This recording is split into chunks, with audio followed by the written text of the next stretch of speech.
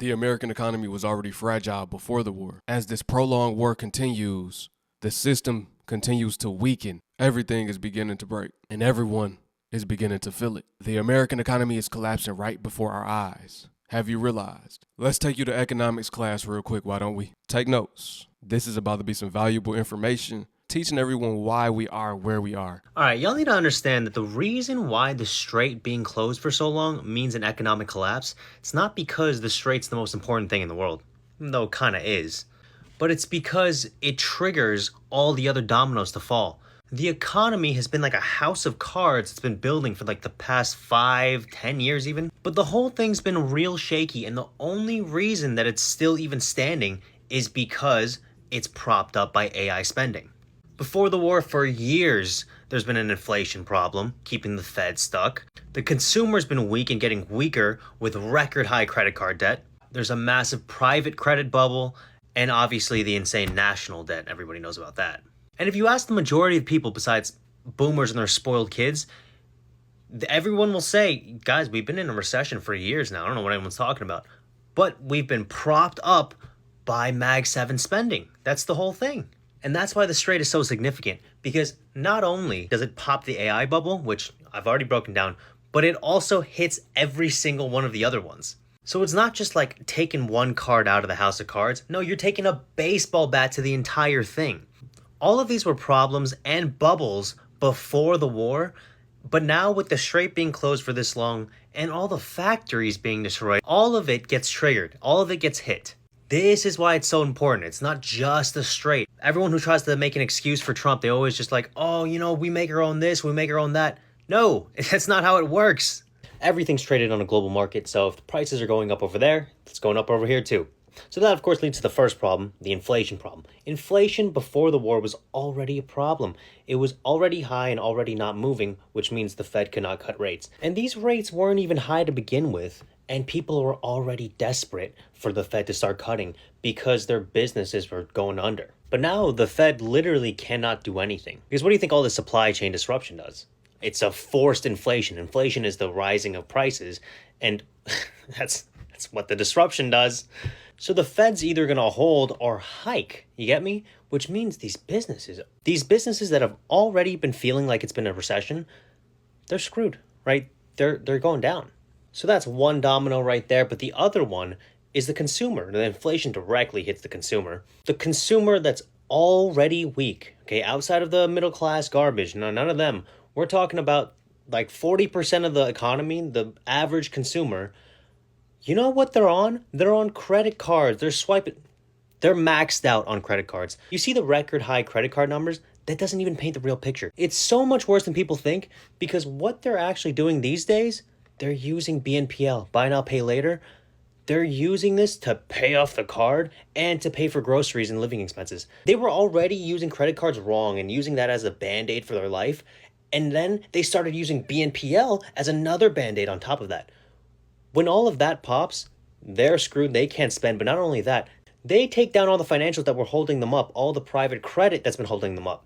See what I mean? It's all tied together. The businesses fall, the consumers fall, and then the private credit falls. But then the private credit was also holding these two guys up at the same time. So not only is it like, a house of cards, one after another, but they're all directly being hit at the same time. So today I sent both of my sons, who are both grown and live on their own now, I sent them videos to help them understand what's going on with the war so that they can mentally and financially prepare for what's to come. Granted, we have family that they can stay with, they can always come back home, but I don't think that a lot of the younger adults that did not live through the 2008 recession understand what we're about to go into, because this is much worse than that. During the 2008 housing market collapse, it was mainly the housing market, but also restaurants were closing. I had just signed a lease, and then 3 weeks later, the restaurant that I had been working at for 3 years went bankrupt. It was pretty bad. Part of the reason why I'm in so much student loan debt is because I took out loans during that time to live off of, not even for school, but to live off of. I just have to stop and say that, like, Gen Z, maybe y'all are not Gen Z, maybe it's Gen Y, I don't know, I'm a millennial, I'm almost 40, but everybody in my neighborhood that's younger than me does not know how to interact, doesn't know how to smile, doesn't know how to nod. They act like they all grew up during COVID, and I know they didn't because they're too old for that. What the fuck is wrong with people? Anywho, if you are part of the group that has never lived through a nationwide crisis, I need you to, or a worldwide crisis aside from COVID, during COVID, people still were able to make money. You got to stay at home, and yes, it sucked, but at least you got money. Other countries have started to tell people to work from home because they know it's too expensive to drive to work. Do you understand what's going to happen when the nurses and the essential workers don't have the gas that they need to get to work? Part of the reason why my sister's hospital experience was so horrific was because the majority of the people on the floor were nursing students, and there was only one or two actual RN or BSNs. Now, I don't know if that's because of the whole student loan situation and them rolling it back, but that's very new for that to be a reason. I don't know if it's because of the one big beautiful bill and the closing of the hospitals. I don't know what it is. I don't know. Maybe it's because Florida pays their nurses really bad. I don't know. But what I do know is whatever we're experiencing right now that we think is hard is not even a byproduct of the fact that the last big oil shipment, I need to double check this, but what I heard is that after April 20th, which has already passed, that was one of the last oil tankers or something that we were going to get. Regardless, whether that's accurate or not, guys, we're at the very beginning. You haven't seen it. Yeah, we ain't seen nothing yet. What we've seen so far is just a drop in the bucket. That's what I keep telling people, and I got to keep reminding people. Through repetition, people will learn. They might say, YT, you always saying the same things. That's so it can be instilled in your mind through repetition, right? So sometimes, I get new listeners too, new viewers daily, every single day. For those that know, they know. Same thing with COVID. That was the test run for what we're seeing now. They're toying with one of these cruise ship viruses. Might be the new pandemic. It might be something else. We know that's coming too. The first one was a test run for the real one. This war will be the blame for the total collapse of the system. Also, they can blame the world debt being so high on it. They had to spend so much money going to war, right?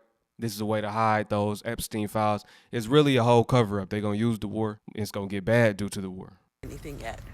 And for the majority of time, Americans have been able to enjoy basically living like people in the Capitol and the Hunger Games, not being affected by what's going on in the outside world. Well, that bubble of protection is soon going to be gone. So if you're a young person who doesn't watch the news and or doesn't take this seriously, I need you to start saving your money. If you have Capital One, they have high interest savings accounts, but they're not as high as Ally, ALLY. But again, who knows if your money's going to be safe. I'm also going to advise you to try to cut back on spending as much as you can. Try to find a roommate, downgrade. Like, I'm trying to refinance my car, give it back to them. It's to the point where I'm debating whether I even really want to be here anymore. And that was part of the original plan when Trump came into office, was to just get the fuck out of Dodge. And as I walk by my neighbors that act like they don't know each other, the idea of building community here, I don't even care anymore. But seriously, if you guys are not taking this seriously yet, because the Met Gala just happened, or you're stuck in celebrity gossip, like, you are going to be the ones that get hit the hardest because you had no idea what to prep for. A global recession doesn't mean everyone stays at home. A global recession means everybody hurts. So while you may not be like, well, maybe you will be. While you may not get the worst of the worst, your quality of life is going to be impacted significantly. The worst part about it, though, is that the people at the top, or the people that have more money than you, the worst thing that's going to happen to them is they may have to sell one of their extra homes or cars. For you, you may be at the plasma bank more often than you should be. So as a mother, as a personal coach to people, please don't take this as a joke. Please don't sit around living life as business as usual so that one day you look up and you're like, what's happening? Yeah, the decisions you make right now, you will have to answer to your kids or grandkids later down the line. Why didn't you make the right decisions? Or thank you for the decisions that you made and being stoic in those decisions. For real, don't take this lightly. Share this video out to somebody that may need to see it. Well, the economy is slowly starting to collapse on itself. If you haven't researched yet, you might want to check into all the businesses that are going out of business in 2026. There's, to name a few, Wendy's, Olive Garden, Michael's, TJ Maxx, Denny's. There's all these stores, Dollar Trees. They're going out of business. And why? Because the economy has been crashing for months and months and months and months. And these companies are losing millions and millions and millions of dollars. And what does that mean? The whole economy is just literally crumbling People have no money. So what does that mean? People aren't spending any money. So all these companies are filing for bankruptcy to try to protect themselves because they're going broke. Their costs are higher than the amount of money that they bring in. So be prepared to have less stores to shop in, less restaurants to eat in. I said this was going to happen. I knew this was going to happen. The whole thing is just starting to collapse inside of itself. This is bad. Oh yeah, the brick and mortar economy it's not the future. Businesses will close down from here on out throughout the years to come. Things will be delivered from a fulfillment center, if anything, to your house through drone. That and small business may grow online stores, but as far as brick and mortar, they're not making enough and their overhead is way too high. Brick and mortar, it's done. Stanley's Black & Decker is closing a plant in Connecticut, laying off 300 employees. IKEA is closing stores. Francesca is closing. Saks off 5th. Neiman Marcus last call. Macy's is cutting 150 stores. Kroger is cutting stores. That's the grocery retailer, also known as Smith's. 7-Eleven is closing stores. REI is closing. Wendy's is closing stores. Pizza Hut is closing stores. Apple is closing select stores. Walgreens is closing select stores. CVS Pharmacy, Rite Aid, Dollar Tree, Family Dollar, Dollar General, Big Lots, Best Buy, Bed Bath & Beyond, Party City, Foot Locker, Champs Sports, Kids Foot Locker, The Gap, Banana Republic, Old Navy, JCPenney's, Nordstrom's, Kohl's, Burlington, Ross Dress for Less, TJ Maxx, Marshall's, Home Goods, GameStop, Office Depot / Office Max, Staples, Starbucks, Subway, TGI Fridays, Red Lobster's, Denny's, IHOP, Buffalo Wild Wings, Chili's, Applebee's, and Olive Garden so far have announced store closures for 2026. Of course, this means thousands and thousands of people will be laid off. This will be less money in the economy. If you didn't know, consumer spending is down 14 straight months, and consumer spending contributes 68% of the GDP, the spending. So if 68% of the growth is bad, you know that it's going to be bad. My name's Christina. I have a master's degree in business. We are heading for a recession or even a depression.